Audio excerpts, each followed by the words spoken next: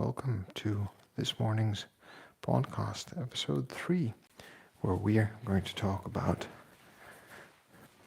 sleep. Because do we need naps? If you need naps in the afternoon, I'm going to explain to you why you need naps. And we're going to talk about how we can alleviate the need for those naps. But first, we're going to talk about my cup of coffee that I'm going to make, and then we're going to get into it. So what did I do this morning already, right? Let's talk about today's activity. Today's activity was mobility, and mobility is one of those pillars of training that I think we tend to overlook, and we tend to overlook for many different reasons, but mostly because it doesn't feel like we're actually doing any kind of intense or serious training while we're doing mobility. And I say it doesn't feel like we are because anyone who does mobility knows and realizes that that is obviously not the case, and that actually our mobility training is going to help us increase and maintain our range of motion. And by increasing and maintaining our range of motion, we actually are able to stay healthier for longer. So the reason that I have started to incorporate mobility into my training schedule, or that I started to involve mobility in my training schedule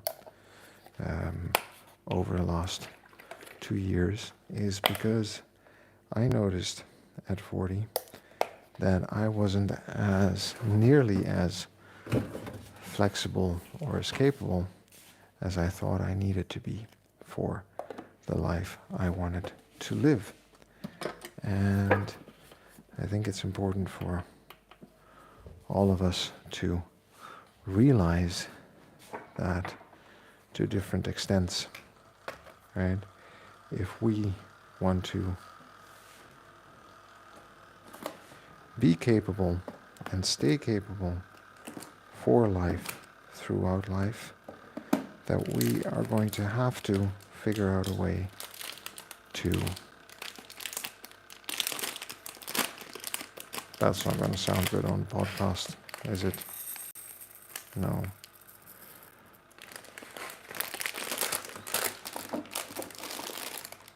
That we are going to have to figure out a way to actually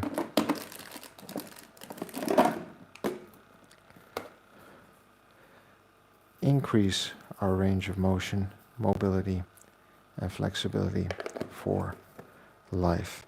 And how we're going to do that, and when, why, that's going to be a way, something for us to explore and develop over time.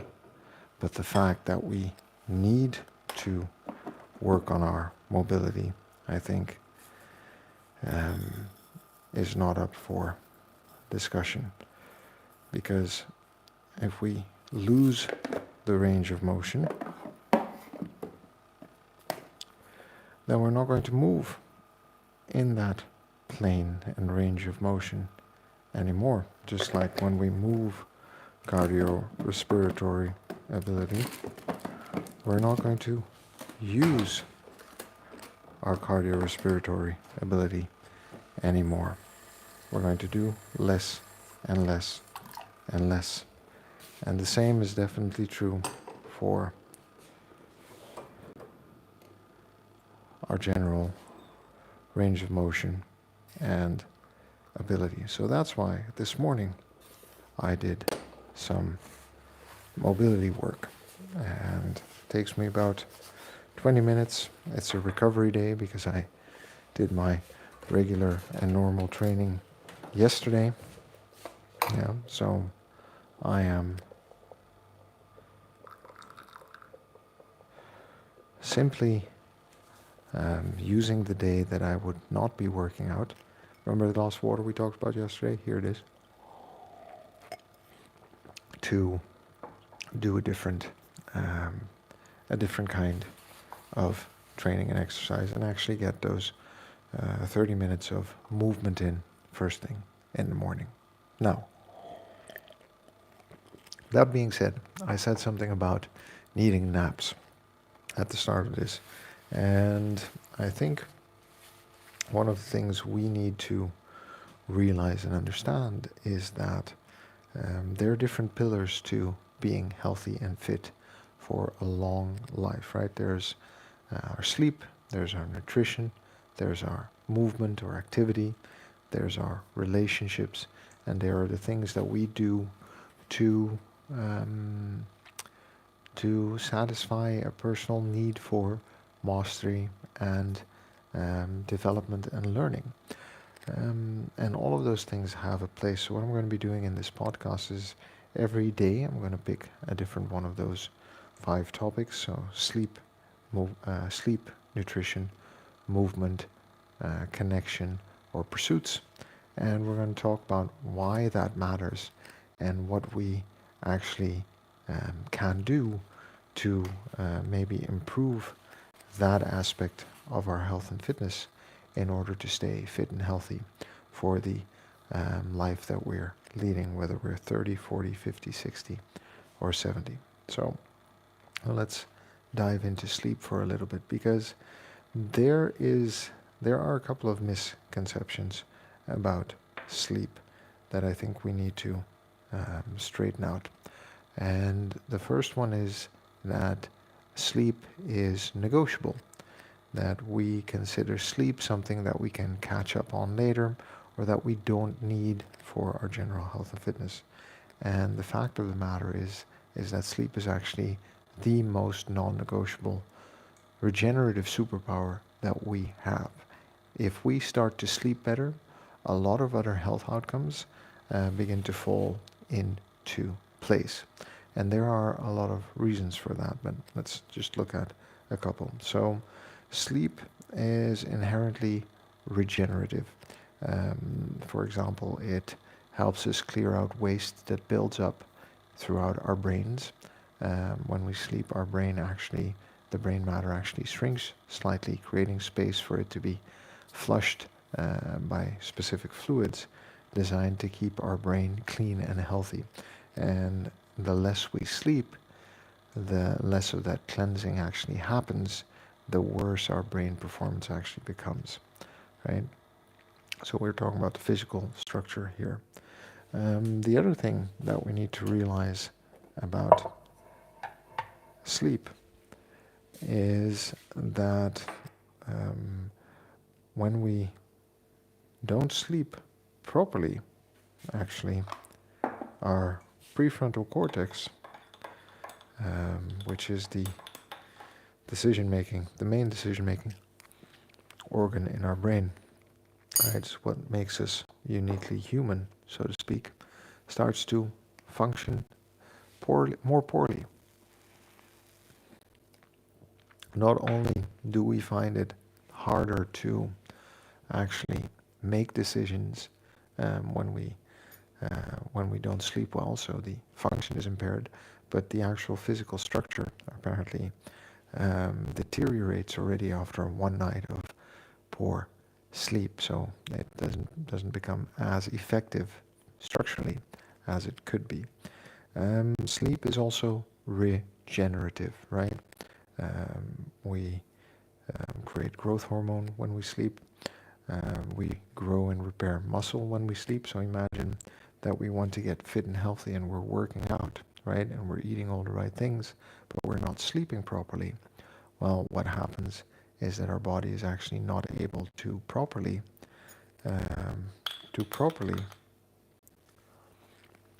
regenerate and repair the muscle tissue, meaning that we're wearing ourselves out rather than growing stronger. Most of the time, when we experience the desire to when we experience the desire to want to sleep throughout the day, when we require a nap, it is an indication of poor sleep quality. All right. So when you get that dip, usually after lunch, and you're like, oh, well, I had too much sugar, or I didn't eat properly, or I ate too much and now my gut is digesting. Sure, that might be a part of it. Eddie Spaghetti, thanks for dropping by, saying hi. I hope you're doing well. It's been a while since I've seen you on the channel. I hope life is treating you well where you are today. But it is more likely that you are experiencing that dip. I experience these dips on days that I sleep less than 7 hours because of a lack of sleep quantity and quality the night before. So your body is telling you, oh, you know, we need to catch up on some rest and sleep. Haven't been um, haven't been able to sleep enough, and we need to sleep some more right now. So one of the key indicators you're going to find throughout your day about your quality of sleep and the quantity of sleep that you're getting is whether you feel alert and awake throughout the day and only towards the evening at the end of that circadian cycle where your body is getting ready to go to sleep and to regenerate and recharge for the next day, right, is where you can see whether you are actually well rested or not. And if you are finding yourself in need of naps or feeling lethargic and sleepy and drowsy throughout the afternoon, then probably you want to revisit the time you go to sleep and the amount of time that you are sleeping. So just keep that in mind, because sleep is absolutely fundamental to long-term health and fitness. We'll talk a bit more about sleep in another podcast. There's also more content on sleep on my channel if that's something you're interested in. So go ahead and check that out. But let's just be sure and be mindful of the fact that there are indicators throughout the day that we are tired and that we are not getting sufficient sleep. And I'll give you another little insight about sleep, which is that when we don't sleep enough or when we are sleep deprived, we are actually going to start to eat more. We eat around 300, 400 calories more in the days that we're sleep deprived. It is harder to make decisions, so it's harder to exert willpower to eat well or to do the things that we need to do to stay healthy and fit over time, to create those habits that we're trying to create, to stay fit and healthy over time.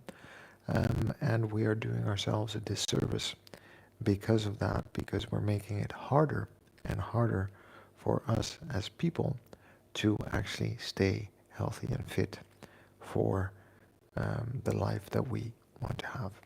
So that being said about sleep, let's talk about one small change that we can make. Yesterday we talked about the glass of water that we're going to add when we wake up or before our first meal, before breakfast. Today, what we could try to do, because that's hydration, that's nutrition, and talk about movement, is we're going to try to take the stairs more often. And this doesn't mean that you need to run up 10 or 15 flights of stairs the moment you see them or get anywhere. But rather than taking the elevator, let's say you're on the 34th floor of a building all the way up to 34, maybe you can take the elevator up to 32 and take 2 flights of stairs up. Maybe if you need to switch between floors, you can take the stairs down. But taking stairs more regularly throughout the day, actually every time, will contribute to the amount of minutes that we've moved throughout the day. And I know we're all counting steps and are very much interested in getting to those 10,000 steps. I'd be more interested in trying to get up to a total of 2.5 hours of movement on top of my 30 minutes of exercise and training in the day. So taking the stairs once in a while when we get to the office at the end of the day, for example, throughout the day in between meetings or things that we need to do, is probably going to go a long way to contributing to our daily movement and overall activity. And if we can increase that, we are also setting ourselves up for better health over time. That's all I have for you today, friends. It is 6:15, and this was 15 minutes with your friend Toby. And I am going to go out for my morning walk right now, and then I'm going to come back and have to make breakfast and be on my way and out the door to the office. I hope you're well. I hope this short little talks are in any way useful. Eddie Spaghetti, thanks for dropping by. I'm doing great, and I'm glad to hear you are here and saying hi as well. Say hi in the comments or in the chat. Leave a message for me. Check out my channel. Like the channel if you're interested. Subscribe if you enjoy the content and want to hear from me more every day as I am on my health and fitness journey throughout life. And I look forward to connecting with you next time. Remember that we're good just the way we are. We've got to love ourselves before we can move on. And the only way to get anything done is by showing up and doing the work. So I will see you tomorrow for another talk. Take care, friend.